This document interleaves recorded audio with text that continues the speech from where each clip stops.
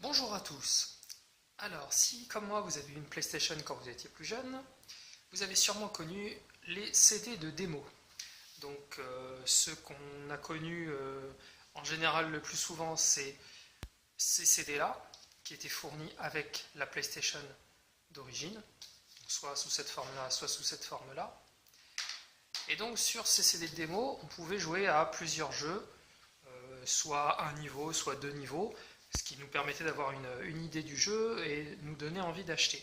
Par la suite, on a eu des CD de démo dans le PlayStation Magazine. Donc ici, j'ai le full set du PlayStation Magazine français. Donc ça a commencé par des CD comme ça, dans des pochettes en papier, pour ensuite aller vers des pochettes en carton d'un peu meilleure qualité. Et ensuite, le PlayStation Magazine a été renommé PS1 Magazine quand la PS1 est sortie. On a eu d'autres types de CD dans d'autres magazines, autres que le PlayStation Magazine. Là, c'était un peu plus rare, c'était vraiment des CD qui étaient distribués une fois comme ça, de temps en temps. Donc, par exemple, on a eu le CD de démo de Metal Gear Solid, qui est sorti dans je ne sais plus quel magazine, ça devait être Joypad ou quelque chose comme ça. On a ensuite eu d'autres types de CD, comme par exemple des CD de démos, de compilation de démos édités par exemple par des chaînes de télé, ici comme M6. On a eu des CD également de démos distribués par les éditeurs, les publishers eux-mêmes, les développeurs. Donc ici par exemple un CD de démo de Squaresoft qui intègre donc une démo de Final Fantasy VII, ici Final Fantasy VIII. D'autres types de CD également un peu moins connus, surtout en Europe. Ici, on a un CD de démo qui s'appelle donc Hear It Now, Play It Later, ou alors le PlayStation Developer Demo Disc. En fait, ce CD-là a été publié aux États-Unis avant la sortie de la PlayStation. C'est-à-dire qu'avant que la PlayStation sorte, quelques mois avant, ce CD a été distribué. Et c'était un CD PlayStation. Sauf que sur ce CD, on pouvait également on a également donc des musiques sous forme audio, parce qu'en fait c'est un CD audio qui contient également une piste PlayStation. Ce qui fait qu'en fait ce CD était vraiment un CD PlayStation, mais avant que la PlayStation ne sorte. Donc en fait le truc c'est le slogan qui est écrit ici, Hear It Now, ça veut dire écoutez-le maintenant. Donc on pouvait simplement mettre ce CD là à l'intérieur d'un lecteur de CD audio standard et on pouvait écouter les musiques qui étaient éditées par Sony à l'époque. Et ensuite, quand la PlayStation sortait, on pouvait le mettre dans sa PlayStation, on pouvait directement jouer à quelques démos. Alors, ce n'étaient pas des démos jouables, c'était ce qu'ils appellent le développeur démo 10, c'est-à-dire qu'il y avait des démos à l'intérieur qui avaient été présentées aux développeurs avant que la PlayStation sorte, donc pour donner envie aux développeurs de développer leur jeu sur la PlayStation. Donc, ça intègre notamment la fameuse démo du T-Rex, ainsi que d'autres démos qui montrent des séquences vidéo, ce genre de choses. Donc ça, c'était très intéressant, sorti uniquement aux États-Unis, donc avant que la PlayStation sorte. Ce qui m'intéresse maintenant, c'est ce qui s'est passé au Japon. Je me suis toujours demandé si au Japon, ils avaient eu aussi le PlayStation Magazine avec des CD de démo. Ils ont eu des magazines, notamment celui-ci, qui intègre un CD de démo à l'intérieur, comme vous pouvez le voir.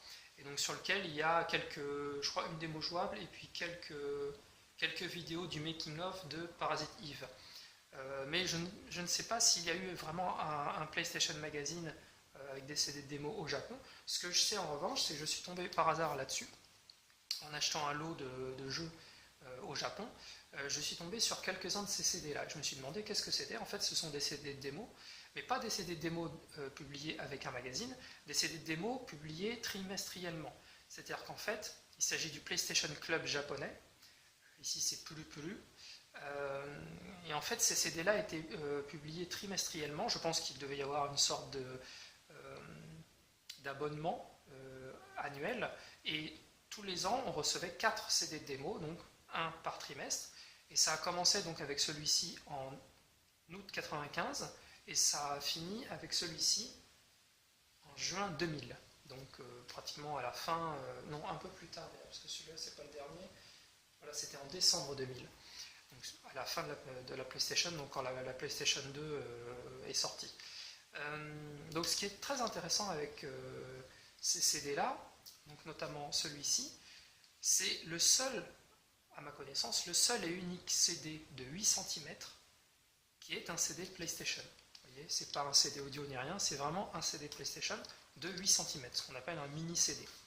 Donc c'est le seul et unique, de ce que j'ai compris, de ce que j'ai entendu, c'est qu'au départ ils voulaient faire des CD de démo sur ce format-là, pour peut-être caractériser le fait que comme c'était des démos, on était sur un plus petit CD, pour bien montrer que ce n'était pas les CD de jeux officiels, et finalement ils se sont peut-être rendus compte que ça coûtait trop cher à produire ou ce genre de choses, donc ils en ont produit au moins un pour le volume 0 qui allait annoncer le PlayStation Club japonais, et ensuite ils sont partis sur des CD de taille normale, comme ici.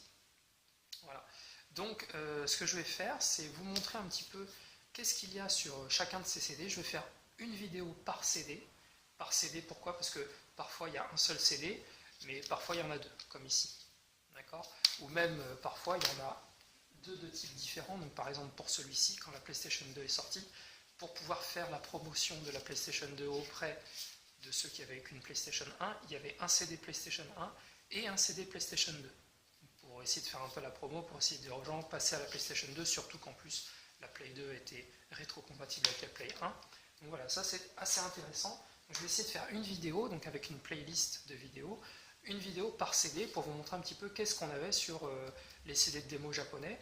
Quelque chose déjà que je peux vous dire, c'est que par rapport aux CD de démo de PlayStation Magazine français ou européen, donc on avait sur les CD japonais, on avait des démos jouables, des démos non jouables, donc sous forme de vidéo, ça on avait aussi sur le PlayStation Magazine français. On avait des trucs un petit peu originaux par contre, sur les CD japonais qu'on n'avait pas en France ou en Europe, même aux États-Unis je pense. C'était qu'on avait par exemple des interviews de développeurs. Donc par exemple, on avait, sur un des CD, là je vous montrerai sur une des vidéos, on avait l'interview de l'éditeur, du producteur de Final Fantasy VII, qui explique un petit peu Final Fantasy VII, donc évidemment en japonais, donc pour ceux qui ne parlent pas japonais, c'est difficilement compréhensible, mais voilà, on avait ce genre d'interview de développeurs. On avait également, dès le début, dès le premier CD, une partie où on pouvait transférer des sauvegardes sur nos cartes mémoire. Donc par exemple pour pouvoir débloquer un jeu à 100%, ce genre de choses. Donc ça, on avait ça dès le début en 95 sur les CD de démo japonais, alors qu'en France, c'est sorti uniquement sur des CD, mais bien plus tard. Vous voyez, c'est vraiment dans les derniers numéros du PlayStation Magazine qu'on avait les fameux trucs et astuces à télécharger sur sa carte mémoire. Donc, alors qu'au Japon, on avait ça dès le début. Voilà. On avait également certaines news, ce qui s'appelle news, donc voilà, mais tout est en japonais. Je pense que c'est pour ça en fait qu'ils réservaient ça plutôt aux japonais, vu que c'était les développeurs. Alors qu'en France, il aurait fallu traduire, etc., ce qui n'était pas forcément très pratique. Voilà, donc je vais vous faire des petites vidéos sur ça, pas sur les CD français, parce que ça vous avez connu, mais plutôt donc sur les CD japonais, peut-être éventuellement sur ce CD-là, et voilà.